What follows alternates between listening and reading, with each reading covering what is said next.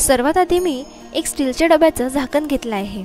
तर मी झाकणामध्ये coconut oil टाकून छान मस्तपैकी ब्रशने झाकणाला ऑइल लावून घेतलेलं आहे। याच ठिकाणी तुम्ही हेच ऑइल न यूज करता आणखी कोणतेही ऑइल तुम्ही यूज करू शकता। त्यानंतर तुम्हाला मातीचा गोळा घ्यायचा आहे। हा गोळा तुम्हाला झाकणामध्ये समांतर रीतीने दाबायचा आहे। मातीचा गोळा दाबत असताना तुम्हाला लक्ष ठेवायचे आहे की माती आणि झाकणामध्ये एअर गॅप राहायला नको। माती पूर्णपणे झाकणामध्ये दाबल्यानंतर आपल्याला चाकूच्या सहाय्याने जो वरचा एक्स्ट्रा भाग आहे मातीचा तो आपल्याला कट करायचा आहे।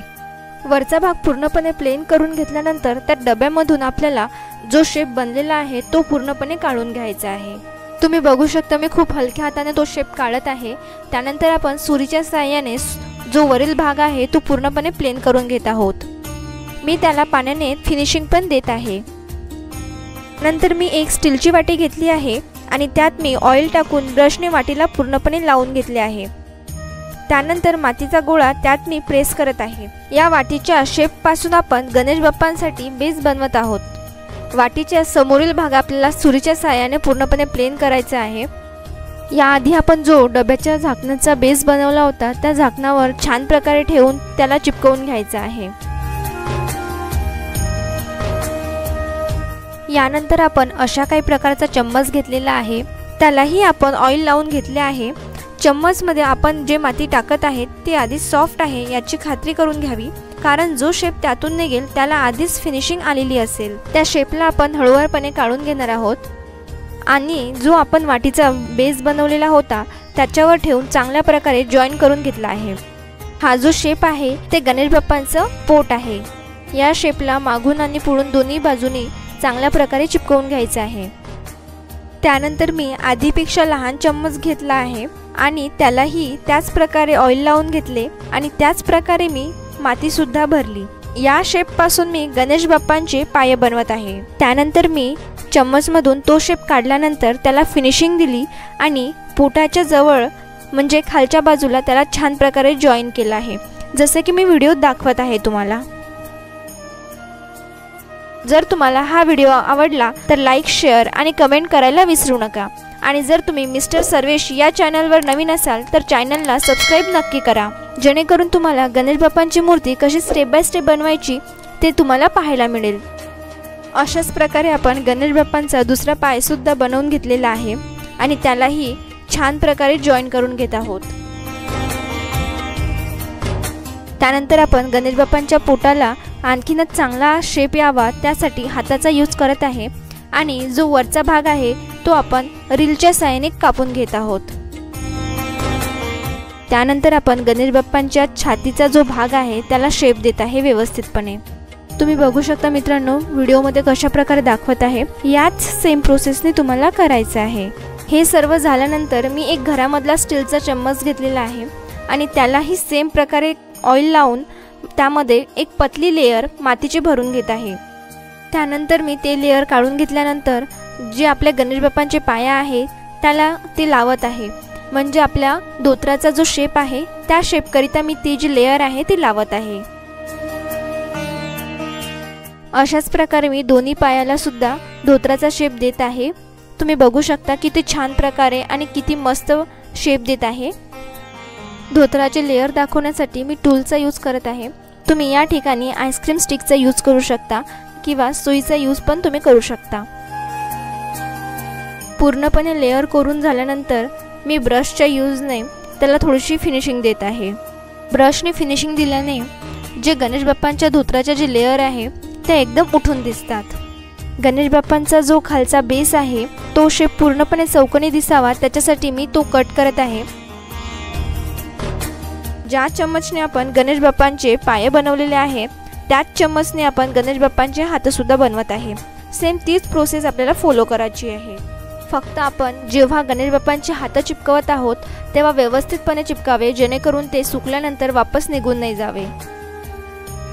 गणेश बाप्पांचा एक हात आशीर्वाद देताना ठेवत आहे आणि दुसऱ्या हाती मोदक ठेवत आहे। अशाच प्रकारे आपल्याला गणेश बाप्पांचे दोन्ही हात बनवून घ्यायचे आहे।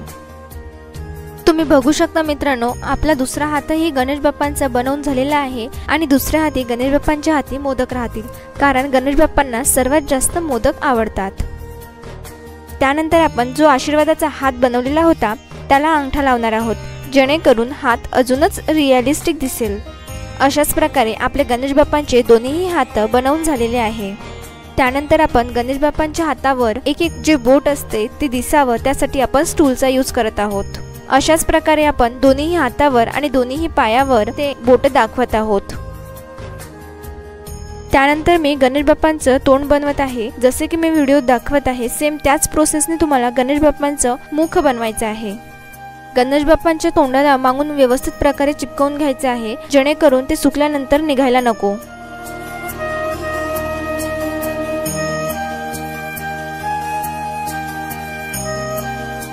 त्यानंतर मी एक स्टीलचा चम्मच घेतलेला आहे, त्यामध्ये पण मी सेम प्रोसेसने माती भरून घेतलेली होती आणि तुम्ही बघू शकता ते काढल्यानंतर एकदम आपले गणेश बाप्पांचे कान रेडी झालेले आहे आणि एकदम छान शेपमध्ये पण। कान आणखीन जाड बनवासाठी मागून माती लावत आहे, तुम्ही बघू शकता। कानाला आणखीन रिअलिस्टिक दाखवण्यासाठी थोडंफार कोरीव काम करत आहे, तुम्ही हे ऑप्शनल मध्ये पण ठेवू शकता। अशाच प्रकारे आपण गणेश बाप्पांचे दोन्हीही कान बनवून घेणार आहोत। त्यानंतर आपण गणेश बाप्पांच्या डोक्यावर मुकुट बनवणार आहोत। तुम्ही या ठिकाणी फेटा सुद्धा बनवू शकता। फेटा कसा बनवायचा याचा व्हिडिओ सुद्धा या YouTube चॅनलवर आलेला आहे, तिथे जाऊन तुम्ही बघू शकता। तुम्ही बघू शकता आपला गणेश बाप्पांचा मुकुट बनवून पूर्णपणे झालेला आहे। त्यानंतर आपण गणेश बाप्पांचे मागील हात बनवत आहोत। जसे आपण समोरील हात बनवलेले होते सेम त्याच प्रोसेसने आपल्याला मागील हात सुद्धा बनवायचे आहे।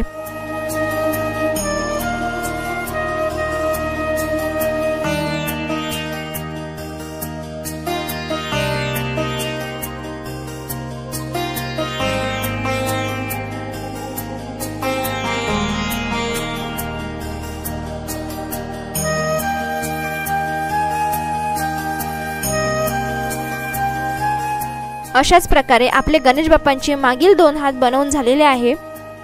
त्यानंतर आपण गणेश बाप्पांच्या मुकुटवर कोरीव काम करत आहे। कोरीव कामासाठी मी टूलचा यूज करत आहे, तुम्ही आईस्क्रीम स्टिक किंवा सुईचा यूज पण करू शकता।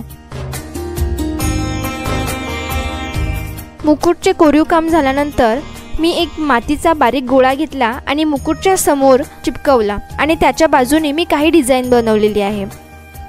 त्यानंतर गणेश बाप्पांच्या सोंडीवर सुद्धा कोरीव काम करत आहे। हे सर्व झाल्यानंतर आपण गणेश बाप्पांचे डोळे बनवत आहोत।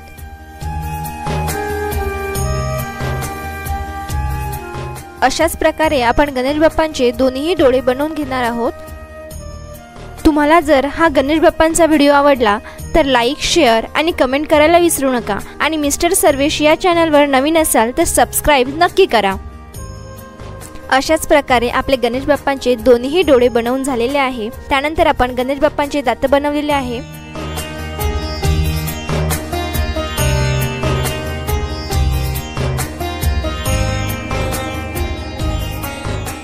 हे सर्व झाल्यानंतर आपण गणेश बाप्पांच्या हाताला बाजूबंद लावायचं विसरलेलो आहोत, तर चला मित्रांनो बाजूबंद पण पूर्ण करून घेऊया।